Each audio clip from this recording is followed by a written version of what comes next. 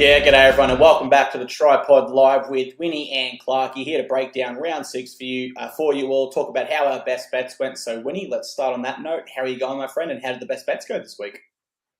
Well, you'd think I should be happy with 3-1 on best bets. You always want to win more than you lose, but I'm salty going all the way back to how the best bet concluded on Thursday night, and it was very bittersweet, of course, when my Finns beat the Panthers, and the best bet was either team 1 to 12, which, as I always say, I only take when I give the underdog a real chance. And I did say this, that getting either 1 to 12, it's like getting the underdog plus 12.5, but it's not quite the same because you do risk the chance the underdog wins 13 plus. And I swear that happens so often when I play that type of bet. And look, the Dolphins were way better than the Panthers. We may not start on that game, but when you are in a 12-point margin and the Panthers have the ball in attack, and then similar to that Broncos play the other night, where the grubber goes in behind, anybody could fall on it and it's game over, but it pops up in the Hammer's arms. He evades 7 people, and as soon as he gets that little bit of space, once he's even, he's leaving, and we get a 13-plus Finns win. I lose my best bet when I should have won that. Win the next 3, had Cronulla, mind you, only won by half a point, but there were a couple of late intercept tries there too.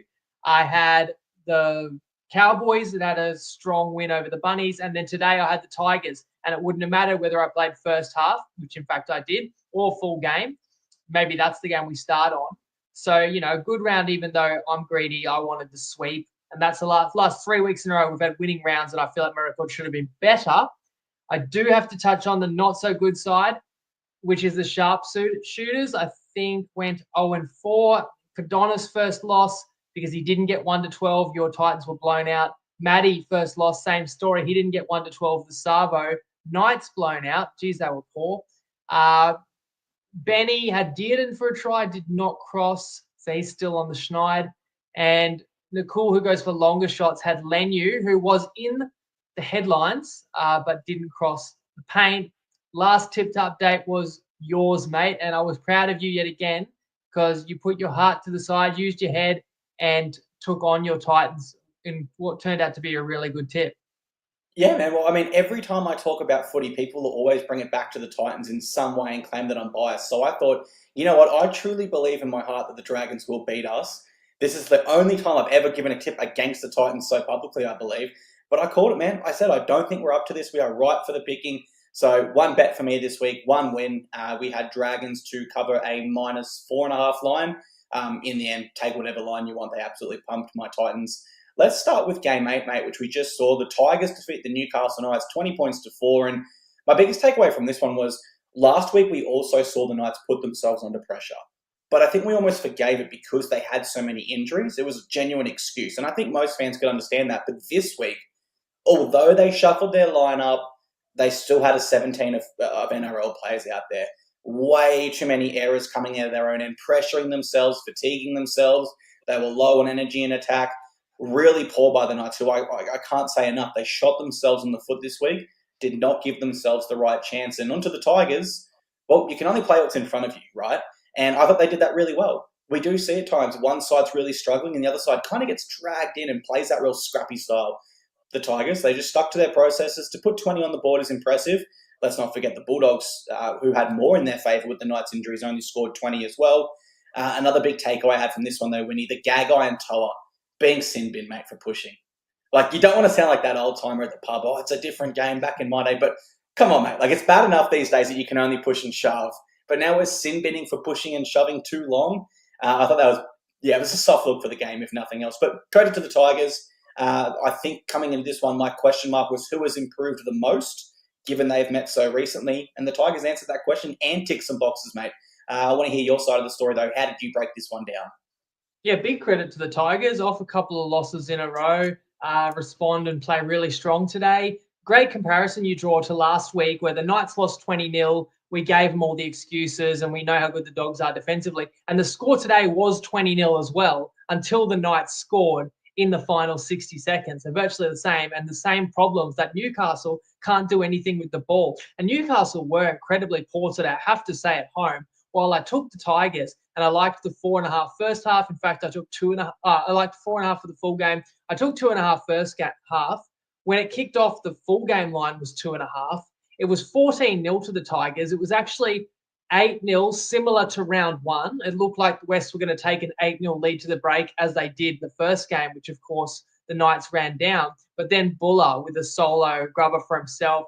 14-0 felt insurmountable the way the Knights were playing, and it didn't get any better. And you can't just point fingers at Ponga and say, make something happen, because he needs momentum, he needs space, he needs his team on the front foot. But I thought he was a little bit out of sorts. The Tigers had far more class, and it does put a real spotlight on the limited Newcastle attack. And last point, I'll give credit to you, mate, because I know in your preliminary notes, you thought you were going to be on Newcastle here with a little bit more going their way at home to bounce back from the Dogs' defeat. And then when you saw the mass changes in the lineup, you flipped the script and said, actually, that's a lot of disruption. That's key pieces missing. And you were with me on the Tigers as well. Yeah, definitely. And that's one thing for the TryPod. We are going live an hour after team lists, or just over an hour after team lists. We're traveling from work, etc. So we get our notes done early. And I had to flip the script in our preview and say, well, my notes here don't make sense anymore, because I didn't expect the Knights to have this many changes, mate. So great work by the Tigers there. And let's rewind all the way to Thursday night in game one, where the Dolphins defeated the Penrith Panthers 30 points to 12. And my biggest takeaway is what is going on with the Panthers. And I mean that in the greatest respect to the Dolphins and their win, because it was awesome. But the biggest talking points from this game have to centre around the 4 reigning premiers. 4 premierships in a row, and they have started the season 1-5 and genuinely put themselves at risk of missing finals. Now, in my view, I know it's a bit of a cliche when we talk about the Panthers at the moment, but I think they look tired, and I think they're lacking confidence. So let me explain those 2 points a little bit further. In terms of their energy during games, this is a side that is conceding, I believe, on average 28 points or more this year. Now, in their recent seasons, they would not have dreamed of letting that many points in. And so I think they're putting themselves under so much pressure and really draining their energy on defense onto confidence. They are now trying to score on every play. And I think that's partly due to the low energy and the score creeping up and the scoreline pressure. I mean, they haven't had the patience this year to really sustain pressure and slowly come over the top of sides like they did for so many years in a row. And even Nathan Cleary, as great as he is, he forced passes in this game that didn't need to be passed.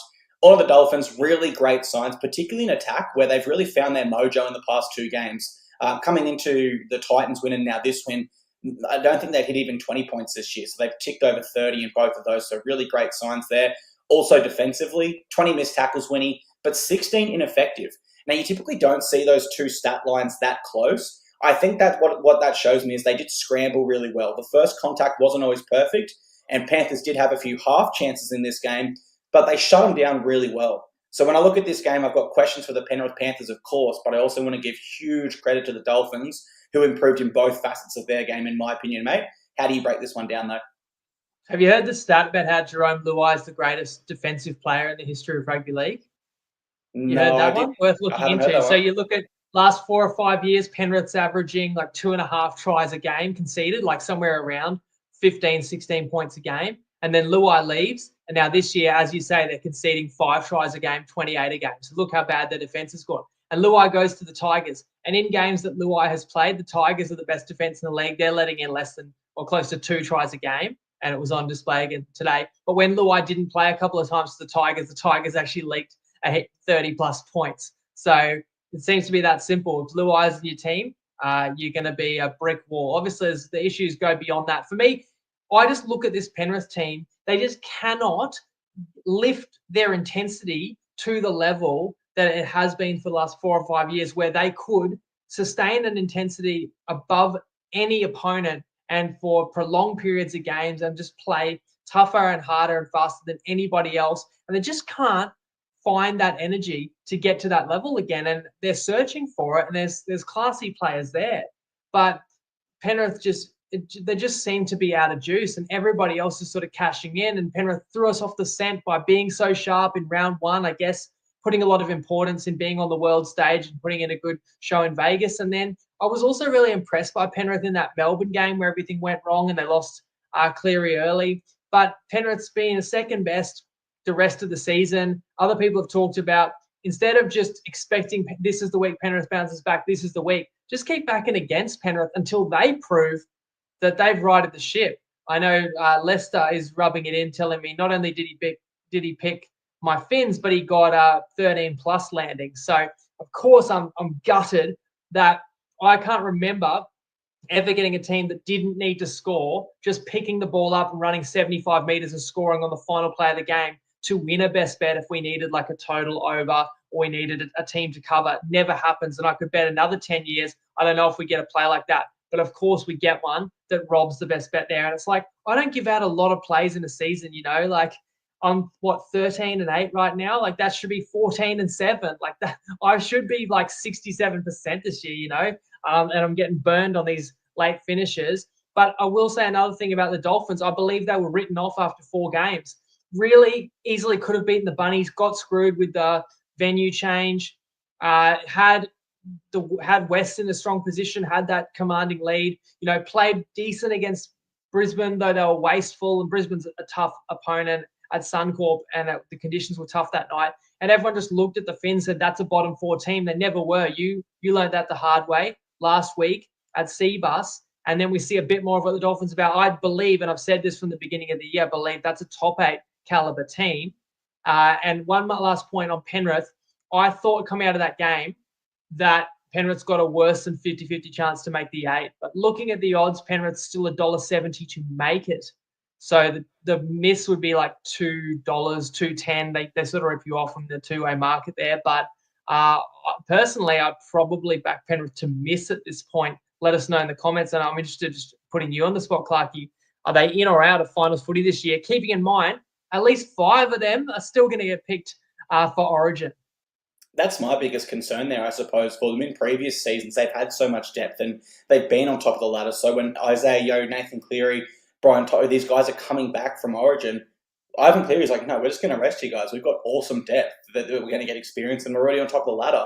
And if we think Penrith look tired now, can we imagine when their key players are coming back from a grueling Origin series and backing up? So, look, I think even if they do make the 8 this year, Winnie, they probably won't be able to go as deep into the finals as they would like just due to that fatigue, just really starting to stack up on their side.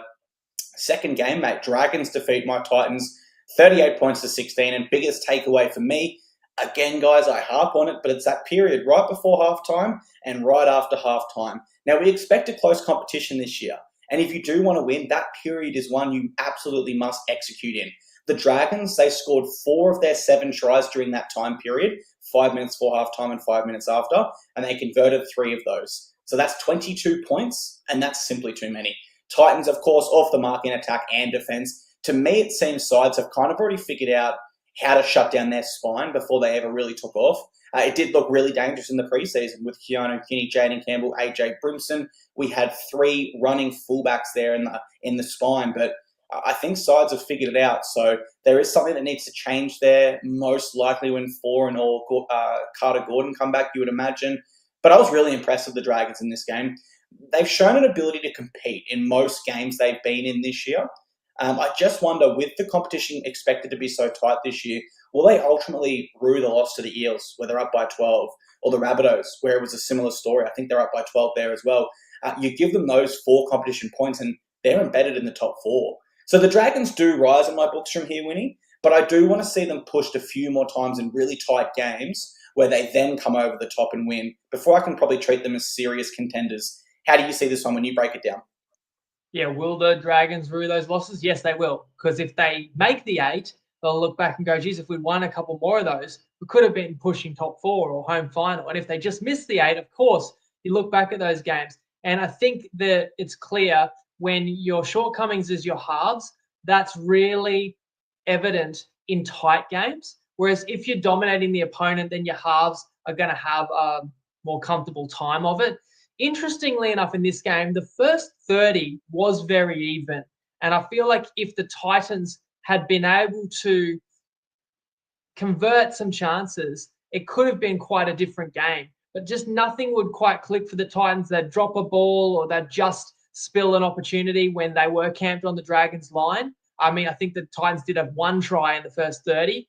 Maybe it was 1 try. I think it was 1 try apiece about 30 minutes in, But then when the Dragons got back on top, they struck really quickly and really violently and get those those late tries before halftime, and all of a sudden the game has gotten totally away from the Titans. And then the Dragons, you just saw in the second half, St. George needed that game because the season was already sort of slipping away. Like the last time the Dragons played was a loss to Para that they, were leading by 12 and they felt they should have won that. So then you had a desperate Dragons at home with their tails up. It just wasn't going to be the Titans' night. And a game like that, it does also remind you what a horrible loss the Keanu Kinney injury is, because he, was your best player last year, and De Groot is holding his own, but you've lost a superstar talent back there, which you need to turn the tide in games or to help you find a play when it's in the balance. And don't forget, the last time we played the Dragons in Wollongong, Keanu Kinney broke the Titans club record for most metres gained. He ran over 350, and we still couldn't win that game. Then you're going to take Tino out as well on this one. And I think even with hindsight, people can look back and say, yeah, okay, Dragons were the logical tip there. Game 3, Roosters defeat the Broncos. Big upset here, in my opinion.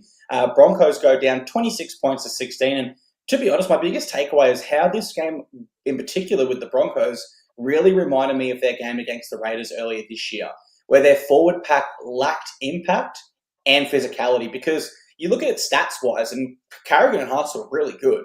Like, the stats don't make it seem like they had a poor game, but they just didn't have that impact. So I do think their forward pack missed the mark there. And for the Roosters, I want to give a massive rap to Nat Butcher. He wasn't there in round 1, and the Broncos punished his side up the middle. That was a monstrous effort with plenty of physicality the first time round. Now, I don't want to suggest he was the sole reason, but you look, there was a try, 150-plus metres, didn't miss a tackle. So it was a superb performance by Nat Butcher there, who certainly helped tighten up that middle to some extent. Slightly concerning signs for the Broncos, though, where it seemed like in the Raiders game, their forward pack wasn't dominating and their spine didn't really have a plan B. They didn't have a way to switch momentum. The plan B was to push the pass and go for Hail Mary plays. We saw Reece Walsh with 4 errors in that game. We saw Ben Hunt with 300-plus games in this one, just throw it straight over the sideline to no one. And so when their forward pack doesn't get over the top early and doesn't allow their spine the time and space to really slow it down and think and use all their experience or X factor in the case of Reece Walsh, they really don't have a redundancy or a plan B, it seems. So I think they need to execute that area of their game if we want to consider them as true contenders, because you don't want to be coming into the finals with a clear deficiency in your game, because you know the opposition is just going to game plan around that all week and really try to execute on your Achilles heel. So work to go for the Broncos. For the Roosters, I'll finish by saying impressive, but similar to the Panthers win, Winnie, where I do still view this as an outlier. I don't have the Roosters rising too much high in my books until I really see some consistency built into their game. Do you think I'm being too critical there, or would you agree in your breakdown? It did remind me of the Penrith win, like the Roosters grew an extra leg and really inspired performance. I actually don't take too much away from Brisbane. I just thought the Roosters were that determined and played so well that they deserved it on this occasion. They got the revenge. It's one thing to say we want revenge because we got 50 put on us in week 1, but it's not easy to turn the tables on a strong Brisbane team where there appeared to be a bit of a mismatch, especially in the middle of the field, and you had to do it at Suncorp Stadium. And while Butcher had a great game, no Lindsay Collins in this one, but Butcher kind of covered what you lost in Collins. I think Roosters had an early lead, but then Brisbane got back on top. I felt like there was a really big turning point when the Roosters dropped the ball in attack, and Sandon Smith, I think, fell on it. Maybe he knocked on, and Tony Staggs sort of smashed him, and there's a bit of a forearm to the head. And then Lenu goes over and nails Staggs. And you sort of thought they each had a bit of a cheap shot on each other, and it was the Roosters' error. But it ended up being a penalty against Brisbane, which I believe the Roosters then scored off. And just playing in front gave the Roosters that belief. And the second half, Brisbane was looking for answers. But again, I give a lot of credit to the Roosters for being able to defend so well. It did feel a bit like the Raiders game. It goes to show that Brisbane, don't have that consistency of a contender. I don't know if I jinxed them a little bit saying they look like my grand final opponent for Melbourne, and then they come out and have a dud at home. But talking about Brisbane needing to find answers, I mean, they do have a bit of an ace up their sleeve and a guy that's on nearly $1 million a season, Ezra Mann, who can slot back into this team as well. So I wouldn't be panicking as a Broncos fan. If you're a Roosters fan, it's given you a bit more life and hope of what your team is still capable of this season. And definitely, and as we said with the Roosters, if they can just keep somewhat in touch with the 8, maybe the boost of Sam Walker and Brandon Smith getting half their regular spine back could be a real motivator where it pushes them and escalates them into that top 8. So it's great to see the win for them. You know what was even better, mate? Game 4. Because the Sea Eagles were defeated by the Sharks 24 points to 18. You tipped Sharks minus 5.5. I got on Sea Eagles plus 6.5 on game day. So we both won. So when they scored that late try, I told my partner what your bet was, obviously, and what we're hoping for the show. And I said, I thought Sea Eagles though, but everyone was against me. And literally, we landed in the perfect spot. So that was just awesome. A second straight loss for the Sea Eagles here in a run that we did identify as a key part of their season. Not so much in terms of finals aspirations just yet, because there's still so much time to fix things, but more so for us fans. Let's get a gauge on them. Are they true contenders, or are they flat track bullies, as some people say? That is 2 losses in a row against 2 quality sides. And I do feel that this scoreline almost flatters the Sea Eagles. They seem to be behind the Sharks for most of this game, in my opinion, and maybe only poor goal kicking made them feel they were a bit closer than they were. Again, sorry to harp on, guys. I go to that 5-minute period before and after halftime. Stone Street, he scores in the 49th and 39th minute, and then the Sharks score in the 46th minute, just over that 5-minute period. That's too many points in that. I don't know what it is, but keep an eye on this trend, guys. Teams that score points in that period go on to win games. They are just backbreaker points for the other side. I don't know why. I can't tell you why, but just keep an eye on the trend, because I've noticed it a few years in a running now. Another observation for me, Winnie, from this one, from a betting lens at Optus Stadium, given it's a round oval, I think the next time we have games with this oval, we should be looking at a first half unders points. I felt both sides struggled to get into rhythm early here. And I think when you go to the second game as well, that was also only 10 points in the first half. So maybe something about Optus being an oval stadium, or field rather, makes teams take a little longer to get used to the field. But final point for me, guys, I think we got exactly what we thought we'd get from this game. Both sides are good. Sharks are just a touch better at this time of the season, mate. How did you break it down?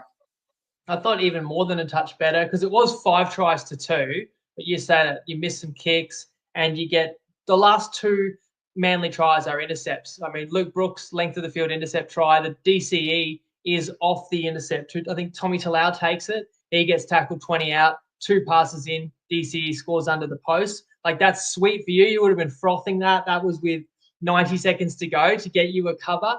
Taking the plus 6.5. Hey, well done, getting the best line about it in those situations. We should all win when it lands within a number that we could have gotten on either side. But yeah, consensus line was 4.5, 5.5 with Cronulla, and that ended up being a comfortable enough win.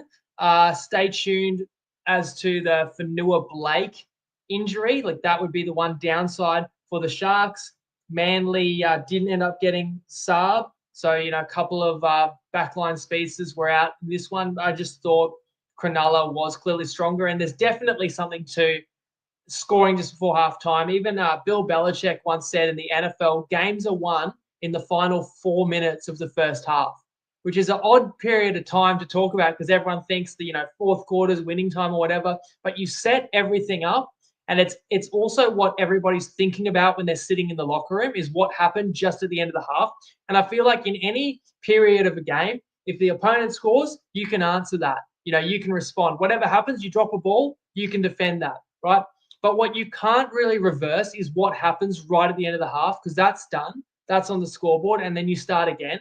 So I do feel like psychologically it gives teams a big boost. It can put teams in on a downer, like for example, Sea Eagles giving up that Stone Street try moments before the break. So it was key. But in any regard, I was happy to get a line under a converted try with Cronulla, because I do think they're clearly better than Manly. And while Manly's lost 2 in a row, Cronulla needed to win that to avoid 3 straight losses. I didn't see it happening, and there's a bounce back there for the Sharkies. One other note, a couple of great tries for Will Kennedy. One of them counted. Another one, he ran 85 metres for nothing, but he showed what he can do as well. As soon as that try was disallowed, or as soon as the replay came up, I said, I bet they're going to take that off him. And that was such a great, or what would have been a solo try. And my immediate thought was, you'd be so upset if you had him anytime try scorer. Then karma prevails, and he does go over shortly afterwards. And it's another awesome individual try, sort of like different, like a lot closer to the try line, but had to beat a lot of players. Yeah, it was nice to see him respond because he's been under pressure the last few weeks. Game 5, Cowboys defeat the Rabbitohs 24 points to 16. And my biggest takeaway from this one was I actually felt this was the Cowboys' best defensive effort so far this season. Now, Latrell came out with 2 big offloads, which turned into tries. We know the X factor he possesses. Outside of that, it was really only one misread on Jai Arrow where he went through untouched. But apart from that, I thought the Cowboys really improved, and it's nice to see them improve on their deficiencies and win in a tight game here. Now, if they came out to Optus Stadium in the afternoon heat and they won 40 points to 30 in a high-scoring contest, they probably don't rise in my books because I know they can win that way in high-scoring shootouts. But under these circumstances, really impressive for me. Again, just to reiterate, half-time, only 10 points between these sides, so let's keep an eye on that trend next time we're in Optus from a betting lens. But moments turn momentum in footy games. And I did dislike the moment with the controversial penalty around Jack Whiten. Didn't feel it was a hip drop. I thought it was a great try saver. The bunker has a look and says, no, we don't like it. It's a penalty. Wayne Bennett disagreed. And even Todd Payton in his post-game assessment said, I don't agree with that either. Of course, the Cowboys do score 1 minute after that. So really a match-defining decision there made by the bunker. And I just don't like it when there's so many ways a moment can change a football game. But I hate when that moment is controversial and it's from the bunker interfering because the referees didn't see it. We didn't see it. But the bunker apparently did because at that moment they had this almighty camera that can see everything. But then when it's a quite obvious thing for them to review, they mess it up and they don't have that almighty camera anymore. So I was disappointed there, and I suppose it begs the question, Winnie. There was no injury. So can it be a hip drop if there was no injury? Like if I rush out of the line and I go for a swinging arm or a shoulder charge, but just completely miss, I think the referee's just going to go, whoa, that was crazy, and let it go. You can't really blow the penalty and go, no, that was going to be high contact. And so it begs the question that, like, Jack Whiten cannot tackle him any other way from behind there, and he landed safely. He didn't injure him. So I don't perceive it as a hip drop. I just don't think he could have made that tackle any other way. So I don't want to harp on a negative point. I'll finish with great win for the Cowboys and for the Rabbitohs. I don't think it was the worst performance ever. Certainly a few excuses their way, especially considering they had a change of halves and only 1 week to prepare with them. So I do make excuses for the Bunnies. Positives for both sides, Winnie. I'll hand it over to you. Do you want to add on to the Jack Whiten controversy yourself? I should, because I do think it's a turning point in the game. If you listen to the pod, this is the 11th straight year, and hopefully you respect my betting expertise. And so something I'm not going to claim to be an expert on is tackling technique. But I have an opinion on this, which I believe, I believe you shouldn't be penalised for a hip drop in any one-on-one tackle. I believe one-on-one tackle is fair play. Often a player's chasing someone down and the defender has very little control over their momentum, and the ball carrier has a fair opportunity to maneuver their own body as well. I think where a hip drop is much more dangerous is where a player has already in the grasp of one or two others and had their momentum halted, and then somebody else comes in and sort of reefs them down and puts the weight on the limbs. It's the same thing when they actually talked about the NFL was going to bring in hip drop tackles being a penalty this season. I don't think I saw one, but I really didn't agree with that because there's a lot more sort of one-on-one tackling in space in the NFL. And I just think it's actually pretty natural that when you're trying to pull someone down one-on-one, that once you got hold of them, what are you going to do? You're going to drop your body weight to try and bring him to the ground, which Whiten had to do, jumping on Drinkwater's back, who is going in to score for all money. I can't remember the score. I'm trying to remember. It was the Bunnies had a narrow lead. I remember that the Cowboys didn't take the 2 after the penalty, but they did score. So I'm trying to remember maybe the Cows were down 4 at the time, and that's why they didn't take the 2, but they did score and end up being Purdue, who scores, and he's a talented player as well out wide, under the post, finds a couple of tired defenders and runs between them. And then Purdue seals it, which is just returning a drop ball by the Bunnies. But it's a different game if you allow what should have been a momentum shifting play like Whiten saving a try and forcing the error and getting the ball back for his team. And nobody was even complaining for the Cowboys. So I have to admit, in a game where my best bet was North Queensland -1.5, and I wanted the Cowboys to prevail, that they got a very handy call there at a pivotal stage in a match that was pretty evenly contested. It was so even until that point, and I believe if that doesn't go ahead there, then it probably is a coin flip from there, given the Cowboys have struggled late in contests. So a tough break for the Bunnies, lucky break for the Cowboys, call it what you will. Just sucks to see the bunker interfere there, in my opinion. Game 6, Raiders defeat the Eels 50 points to 12. And my biggest takeaway, guys, is that completion rates win footy, but especially when you're in Darwin. 88% completion rate to the Raiders, down to just 66% for the Eels.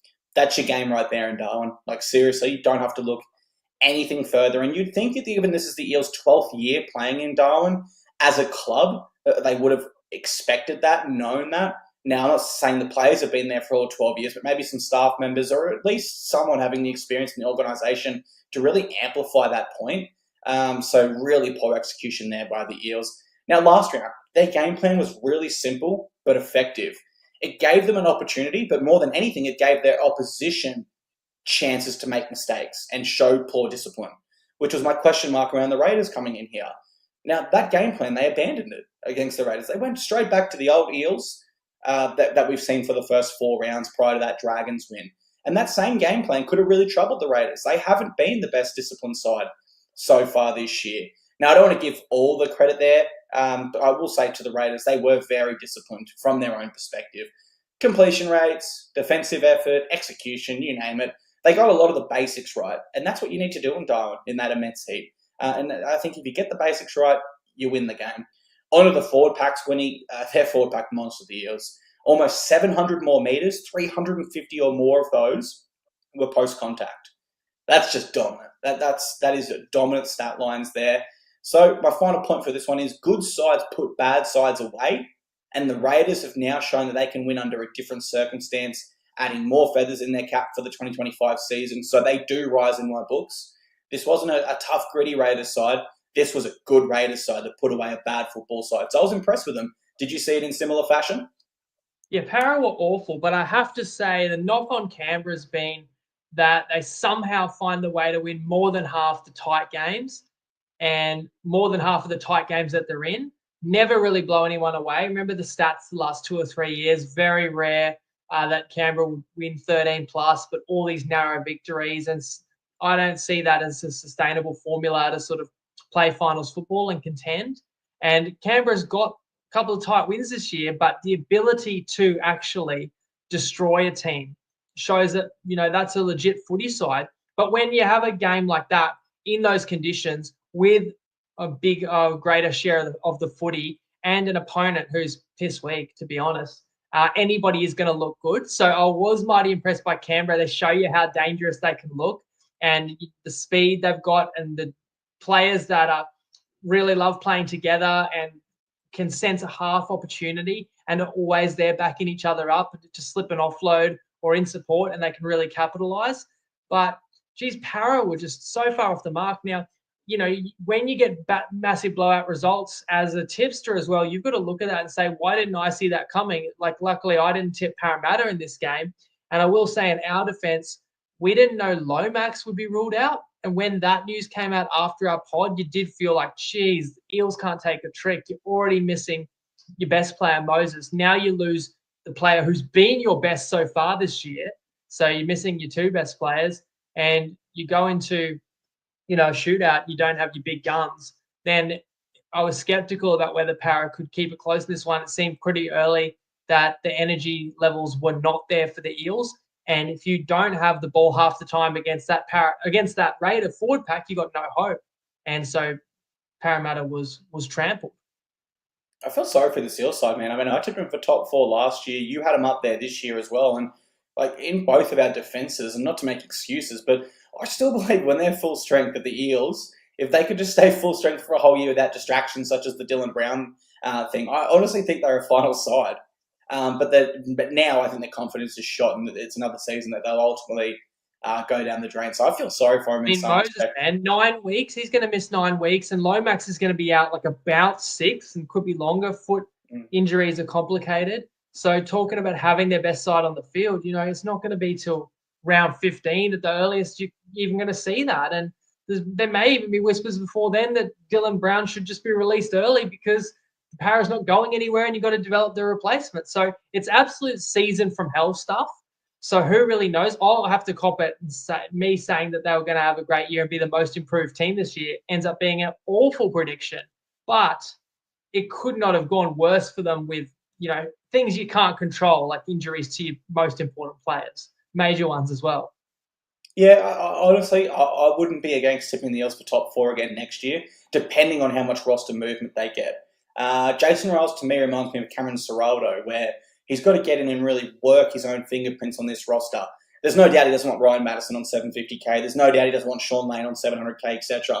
There's big money being soaked in all areas of their salary cap. So we can probably write the Eels off this year, guys. And if you can believe us for one more year, because we've already said it 2 years in a row, maybe 2026 can be a better year for them. Game 7, Storm defeat the Warriors 42 points to 14. Quick note for everyone, I was watching the UFC at this time, and Volk was fighting, so this was second viewing for me. But stats-wise, the Storm make it 17 in a row over the Warriors, and they've now won 23 of their last 25 at Amy Park. And my point is that they're just an incredible organisation, because you could have forgiven them for coming in with a bit of a relaxed attitude and, just letting one go. Maybe not even letting it go, but just letting it be a close one, given they've had that level of domination. To stay at the top is really tough in professional sport. Instead, they demolish them. 36-0 by halftime. Game over right there. Forget the second half, right, guys? This is just like the Eels game in round 1. It's already won. The Storm don't have to prove a point. We already know how good they are. And so, of course, in the second half, we don't see the same level of domination. 8 line breaks in this game. Just electric. Completely on another level to the Warriors here. And we know the Storm can blow a team off the park. We saw them do it to the Eels at home, and we seen them to do it to the Sea Eagles away. So I think when you come into this one as the Warriors, you have to say, look, we're not the first team they've done this to this year. We missed the mark against a very good side. It's only April, guys. Let's go back to the drawing board and see how we can respond next week. Because genuinely, you can't take too much out of this game more for either side. If you're the Storm, you go, great job, boys. We did what we were supposed to do, even more impressingly. And if you're the Warriors, you just say, we just got to move on. That was a horror show. How did you see this one when you broke it down though, Winnie? Well, as Joey said, watch out. That bogey side came into town. But in fact, it was, I've lost count again. What is it, 23 straight wins by Melbourne over New Zealand? A lot of them in big magnitude. Have you got it there? Yeah. 17 in a row. 17 in a row. Sorry, I don't want to sell New Zealand short, but it's not happy viewing. Although I said this in the preview, New Zealand should have won in Melbourne a year ago, but had no hope in this one.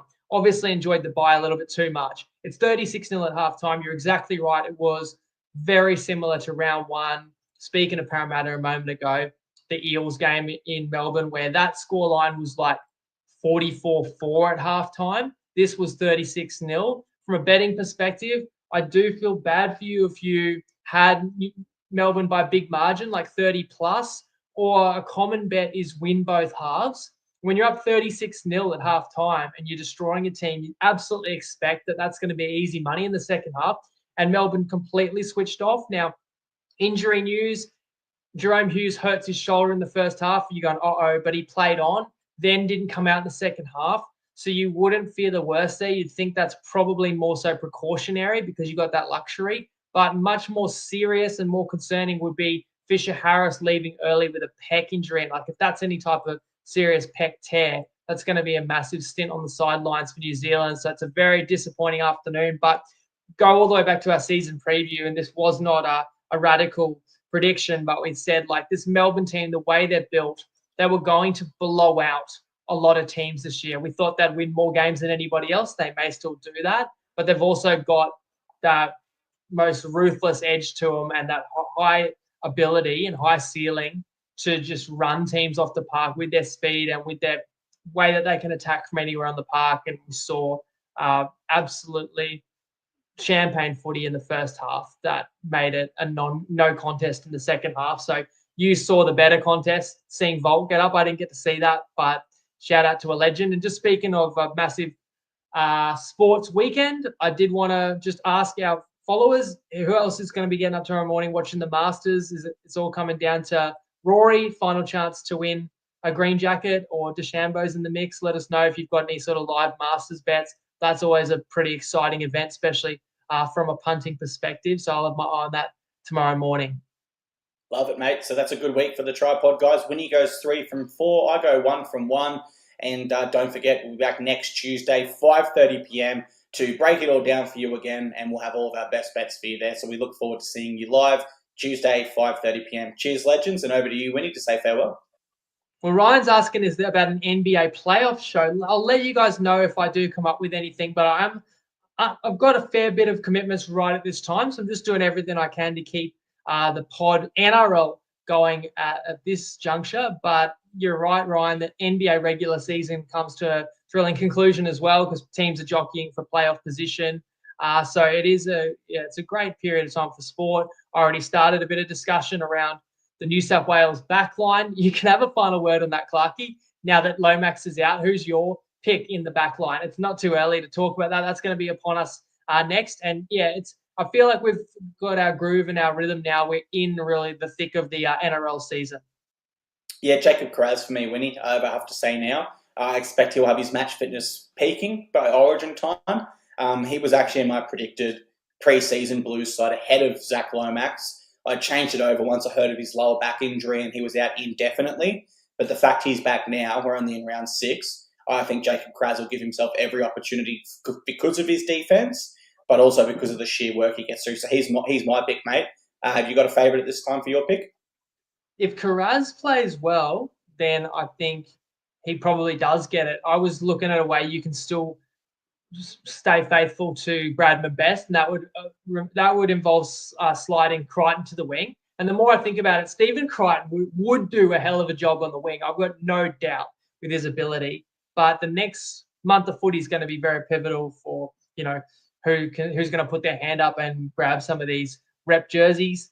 We've got Thursday night footy again this week. But speaking of Kiraz and the Bulldogs, of course, we've got the Good Friday afternoon game too coming up, and they're expecting a record crowd there at a course. So really looking forward to that. Looking forward to attacking round 7 with you on Tuesday, mate. So we'll see everybody then. Have a good Monday until we meet again. Lego.